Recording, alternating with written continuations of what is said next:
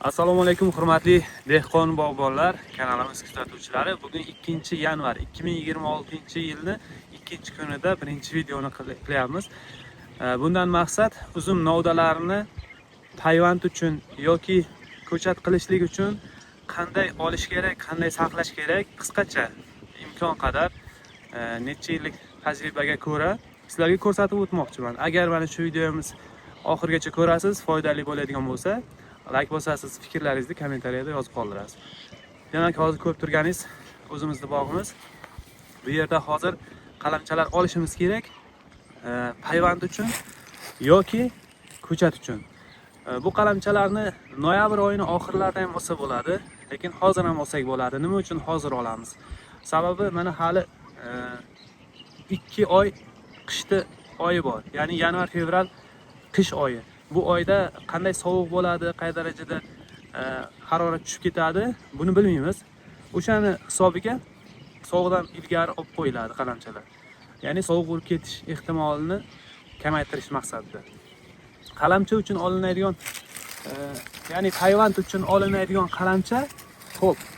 Mana bu daraxtimizdan oladigan bo'lsak, biz bahorga meva uchun daraxtga qoldiradigan novdamizni qoldirib, undan oshiqcha bo'lgan novdani kesib olamiz. O'shanda ham iloji boricha mana shu ichidagi novdani olib tashlaydigan bo'lsak, mana shuni olamiz. Faqat shuni ham tagidan emas, ozgina deylik 30-40 sm qoldirib, keyin kesib olsak ham bo'ladi. Xo'p. Bitta shoxni mana kesib oldik. Bizga mana bu yon shoxlar kerak bo'lmaydi. Mana yon shoxlar kerak emas, bachki shoxlar. Ko'chat uchun ham, qalamcha uchun ham kerak emas. Yon shoxlardan tozalab olgandan keyin xo'p, ko'rib turibsiz, mana bu ingichka bo'lgan, qalamday yo'g'onlikda bo'lgan, ya'ni diametri 0,8, 0,7, 0,9, 1 sm to 1,5 sm diametrgacha bo'lgan qalamchalarni biz payvand uchun olib qo'ysak maqsadga muvofiq. Xo'p, payvand uchun oladigan bo'lsak, mana bu kurtakni pastrog'idan olsak, mana shu ham payvandga qo'shilib qoladi. Deylik, mana bu yerdan olamiz. 3 ta, 4 ta ko'zlik qalamcha qilib olsak kifoya. Mana shunaqa qilib bu novdalarni payvand uchun, ya'ni buni saqlab qo'yamiz. Aprelning 15-20-chilarda saqlangan qalamchalarni olib, uzumdan chiqqan yashil novdaga har bitta ko'zini alohida qilib payvand qilamiz. Bu juda ham zo'r natija beradi. O'tgan yili men ko'rsatib o'tdim. Buni afzallik tomoni shundaki, shu payvand qilgan yilingiz mana shu bu kurtaklar hosil kurtak, hosili bilan chiqadi. Mana shu yerda ko'rsatib o'tdim, payvand qildim, hosilni ham ko'rsatdim, sizlar o'zlaring guvohi bo'ldingiz. Ana endi bu qalamcha payvand uchun bo'lsa, bundan yo'g'onroq qalamchalar bo'lsa, ko'chat uchun olsak bo'ladi. Ko'chat uchun ham qalamchamiz aslida 3 ta ko'z bo'lsa ham kifoya. Bu ko'zni ham mana shu nimani 2 ta kurtakni o'rtasidan kessak, ertaga payvand qilishimizda biz tagrog'idan kesamiz, ko'chat qilishimizda buni tagrog'idan kesamiz, buni olib tashlaymiz. Ko'chat qilishimiz uchun ham bu qalamchani saqlaymiz, chunki hali ko'chat qilishga erta.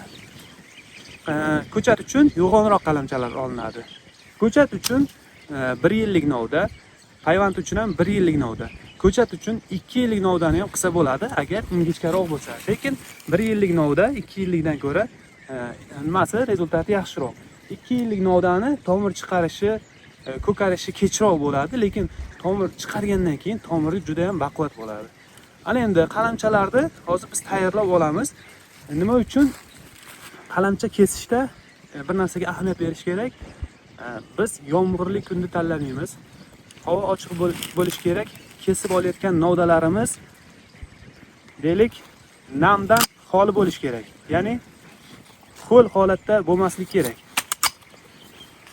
Chunki agar ho'l holatda, tanasi nam holatda bo'lsa, bu saqlab qo'yganimizda to o'sha biz saqlab oladigan muddatimizgacha bu novdalarimiz panglab, chirib qolish yoki kalus chiqarib qolish ehtimoli ko'p. Bu tajribadan o'tgan. Ana endi mana shu qalamchalarni olib bo'lgandan keyin nima qilamiz? Buni hozir video davomida yana ko'rsatamiz. Sizlar like bosmadinglarmi hali ham? Bosinglar va fikrlaringizni albatta kommentariyada yozib qoldiring. Xo'p, do'stlar, qalamchani olayotganda yana bir narsaga ahamiyat berish kerak. Qalamchamizda sovuq urmagan bo'lish kerak. Sho'r kasali tushmagan bo'lish kerak. Xo'p, qayerdan bilamiz uni? Mana qalamchani kesganimizda qalamchani ko'rishingiz mumkin mana. Ichi ko'm-ko'k shaklda. Biz buni saqlab qo'ysak, to ko'chat mavsumi fevral bo'lsa, payvand mavsumi aprel. To o'shangacha mana shu holatda saqlanadi. Mana shunga ahamiyat berish kerak bo'ladi. Keyin sho'r tushgan nima uchun bo'lmaydi? Amal olishi qiyin bo'ladi, chirib qolish ehtimoli katta bo'ladi. O'shaning uchun novdaga sho'r tushmagan sog'lom qalamchalarni olsa maqsadga muvofiq bo'ladi. Xo'p, qalamchalarni kesib olib yig'ib bo'lgandan keyin ozgina pana joyda shamollatish kerak. Nima uchun? Chunki kesamiz, ba'zi payt mana nam bo'ladi. Kesgan joyimiz namiqadi yoki o'zini havodan yig'gan nami bilan o'rab olib qo'ysak, panglash ehtimoli qanchadir miqdorda bo'ladi. O'shaning uchun kesib olib, deylik 2 soat yoki 3 soatga selgitib qo'ysak bir pana joyga, bu yuza qismidagi namgarchilik sparena bo'ladi. Undan keyin biz buni saqlashga olib qo'ysak bo'ladi.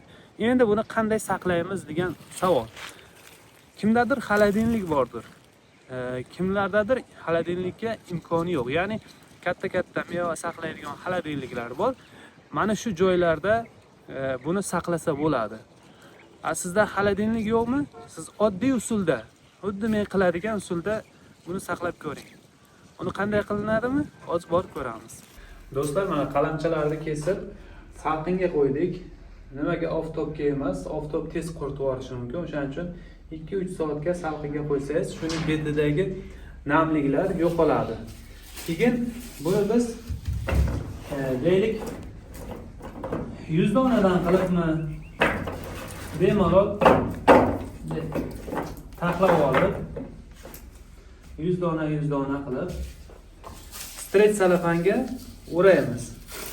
O'raganimizda ahamiyat beradigan narsamiz shuki, ichida havo qoldirmaslik va eng asosiysi hozir aytganimizdek quruqroq bo'lishligi.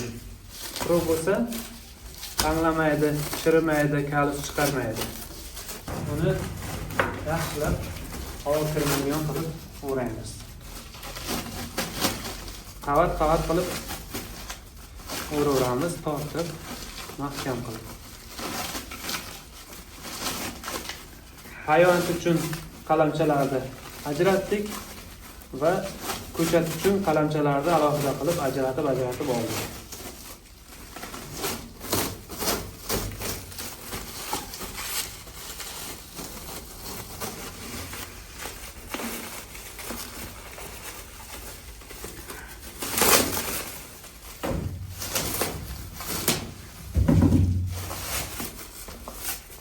Mana ko'rdingiz, mana shunday qilib mustahkam qilib, biron joyi ochiq qoldirilmagan holda o'raladi.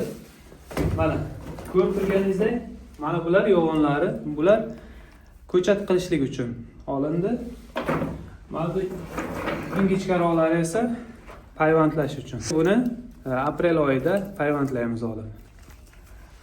Va chuqur kovladik. Chuqurni pana joydan kovladik. Buni tashqaridan kovlasa ham bo'ladi, lekin pana joydan kovladik. Chuqurligini razmeri 50-60 sm. Shu 50-60 sm chuqurlikda kovlaysiz-ku. Keyin qalamchalarni yaxshilab o'ragandan keyin buni tashlaymiz-ku, ko'mamiz. Bu yerda biz birinchi mana bularni qo'yamiz. Chunki bular payvandga 15-20 aprellargacha turadi. Buni birinchi qo'yamiz. Ustidan ko'chat uchun buni qo'yamiz. Yoki ko'chat uchun alohida kovlasak ham bo'ladi. Endi bitta chuqur kovladik, ikkalasini bir joyga qo'yamiz. Keyin buni ertaroq fevralda olib ko'chat uchun tayyorlaymiz. Bularni aprelda olib bemalol payvand qilsak bo'laveradi. Mana shu shaklda oddiy usulda qalamchalarni saqlash mumkin. Endi buni agar xolodilnikda saqlamoqchi bo'lsangiz, +3-4 gradus issiqligi, ya'ni xolodilnikda temperaturasi +3 yoki 4 gradus bo'lsa turadi, 1 yil ham turib beradi. Buni endi tashlab ko'mib videoni yakunlaymiz. Agar ma'qul bo'lgan bo'lsa like bosinglar. Salomat bo'linglar.